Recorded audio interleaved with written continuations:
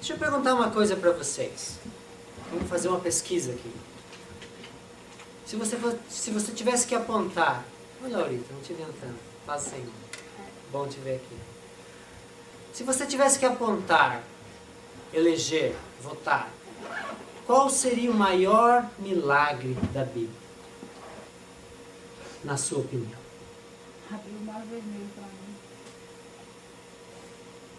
Se você tivesse que votar, qual você votaria? Qual o maior milagre da Bíblia? Qual o maior milagre que a Bíblia relata a nós? Ressurreição de Cristo. Ressurreição de Cristo é mesmo. Eu pensava assim também, até eu ouvi o argumento de uma outra pessoa que me chamou a atenção para uma outra questão. Abre sua Bíblia em Gênesis, capítulo 1, versículo 1. Criação.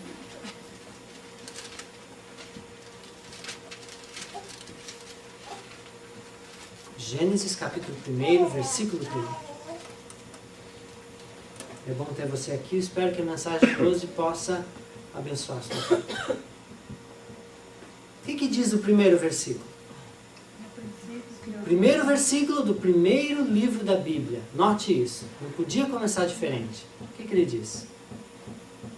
No princípio criou Deus os céus e a terra. No princípio criou Deus os céus e a terra. Não podia começar diferente. Você já parou para pensar o que está implícito aqui? No princípio criou Deus os céus e a terra. Nesse versículo, nesse livro, nesse capítulo, nós temos a base de toda a realidade de Deus, a maneira como ele se relaciona com o homem, como o homem está diante de Deus. Tudo está aqui. Você já parou para pensar nisso?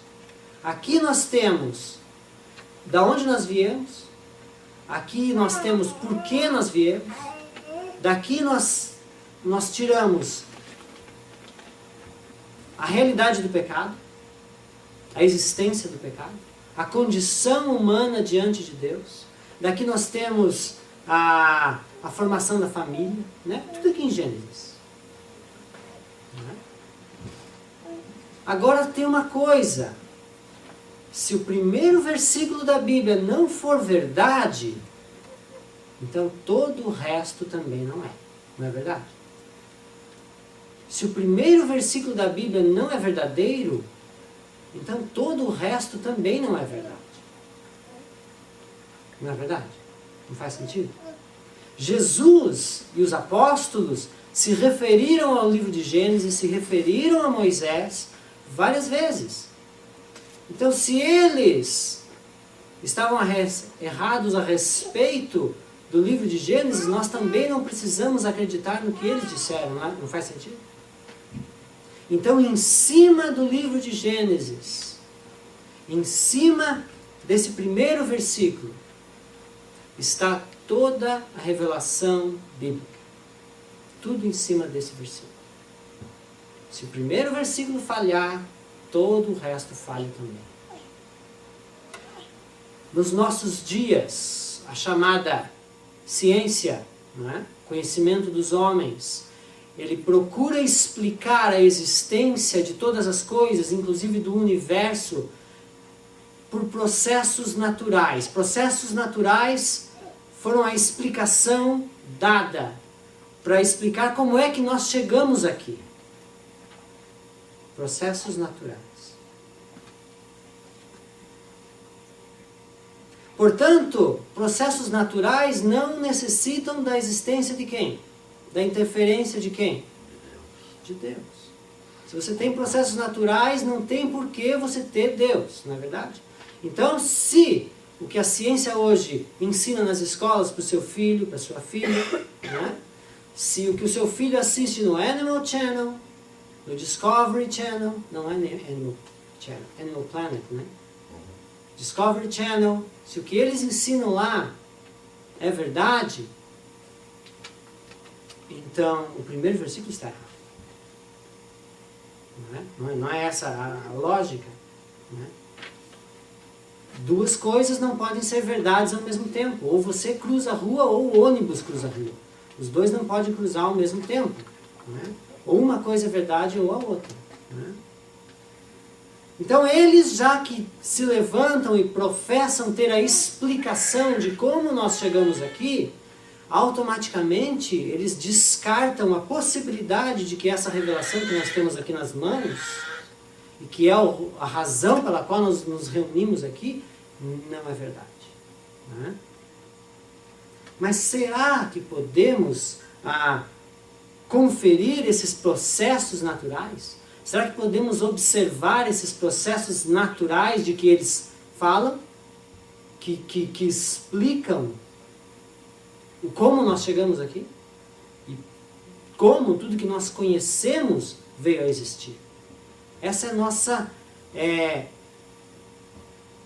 nosso desafio, para que nós possamos crer no primeiro versículo. E então possamos também crer no restante.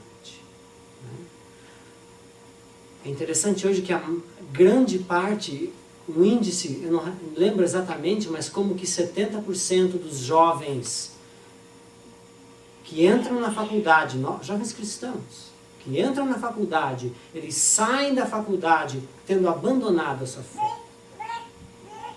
Porque a maioria dos doutores hoje, astrônomos, biólogos e por aí afora, não professam uma crença em Deus, mas sim nos processos naturais, né? Nas leis da natureza, no materialismo em si, como causa de tudo que nós conhecemos, de tudo que nós vemos, de tudo que nós podemos perceber hoje no nosso mundo.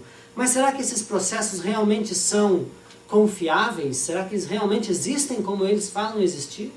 Será que esses processos vieram então a dar existência a tudo que nós conhecemos, inclusive a nós mesmos?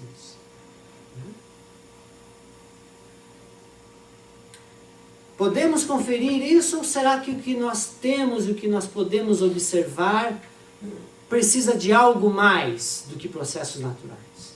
Ou será que a evidência que nós temos realmente aponta para uma outra coisa? Algo além do natural, algo sobrenatural. É isso que nós queremos investigar nessa noite. Amém? Amém.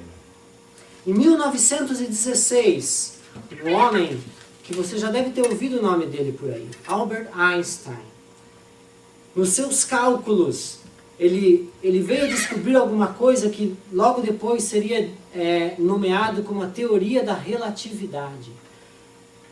Albert Einstein, nos seus cálculos, no papel, ele descobriu uma coisa que não o agradou. Não o agradou. Porque para Einstein, ele pensava que o universo fosse alguma coisa estática, alguma coisa eterna, que nunca mudava. Isso é o que Einstein pensava. Só que nos seus cálculos, os seus cálculos vieram a levar ele para outro lugar. Que o universo não era estático e que ele não era eterno. Na verdade, Einstein ficou irritado com essa descoberta. E ele tentou mexer com os seus cálculos, tentou inserir números, tentou mudar fatores para que talvez ele pudesse mudar essa história. Mas ele não pôde. Né? Ele não pôde. Em 1919, um cosmologista chamado Arthur Eddington confirmou o cálculo de Einstein em um experimento que ele fez durante um eclipse. Em 1922, um astrônomo chamado Willem de Sitter descobriu que a teoria da relatividade requeria que o universo estivesse em expansão. Ou seja, expansão é crescimento. Né? Então ele descobriu que a teoria da relatividade exigia que o universo estivesse em expansão. Em 1927, um homem chamado Edwin Hubble, já ouviu falar do telescópio Hubble? Você sabe de onde veio o nome. Edwin Hubble, usando o seu telescópio e observando galáxias, que estão a anos-luz do nosso planeta. Ele observou um rastro de luz vermelha quando ele observava essas galáxias. Em todas elas havia esse rastro de luz vermelha. Agora pense comigo, você já viu vídeos onde você vê luz, imagens de carros ou luz, onde a luz está em movimento e você vê aquele rastro? Já viu isso? Mesmo em fotografia, quando você coloca a máquina para tirar foto à noite, a abertura da máquina à noite é mais lenta para captar a luz. Então qualquer movimento é pegado pela máquina. Se você tiver luz se movimentando, você vai ver aquele rastro, né? Pense comigo, se eu estou vendo uma coisa que está parada e que eu também estou parado, não há motivo nenhum para vermos um rastro, não é verdade? O rastro só é possível se uma das duas coisas está se movendo, né? Então foi isso que ele observou no seu telescópio. Havia um rastro de luz vermelha em todas as galáxias que ele podia observar. Ou seja, em 1929 o telescópio Hubble veio a comprovar uma coisa que Einstein descobriu no papel, de que o universo estava em expansão. O universo estava se movendo, ele estava crescendo, né? E o que isso quer dizer para nós? O próprio Einstein foi até esse telescópio para ver com seus próprios olhos o que ele tinha visto no papel, né? E esse cosmologist que eu citei, Arthur Eddington, o que ele escreveu, o que ele pronunciou depois da descoberta dele foi o seguinte: se dar conta de que toda a ordem da natureza que nós conhecemos hoje teve um começo, é um fato repugnante para mim. Então vocês conseguem ver mais ou menos o que esses homens pensavam, né? Assim como Einstein também. Einstein, depois que ele viu as imagens do telescópio Hubble, ele foi levado na direção justamente que ele não queria ir. Depois ele proferiu, ele se pronunciou dizendo que ele faria da vida dele, a missão da vida dele, descobrir como Deus criou o universo. Sem nenhum detalhe, aquele fenômeno ou este fenômeno, ele queria descobrir o que Deus pensava e como ele criou o universo. Einstein foi levado para outro lado, mas muitos nos nossos dias ainda não despertaram para esse fato, não é? O que realmente quer dizer isso que nós dizemos, de que o universo está em expansão? Pense comigo. O universo está se movendo. Se movendo. Ele está se movendo na mesma direção. Ou seja, ele está crescendo. Se nós retrocedermos o movimento, ele vai voltar para um ponto em comum. Não é verdade? É exatamente isso que eles descobriram. Que o universo, se está em expansão, ele partiu de um ponto em comum. Ou seja, o universo não é infinito. Não foi infinito, ele teve um começo. Ele teve um ponto de partida. Se ele está progredindo, se ele está expandindo, ele está expandindo de algum lugar. Ele começou em algum lugar. Então é isso que a teoria da relatividade disse para Albert Einstein e todos esses outros que nós lemos aqui. Que o universo teve um começo. Até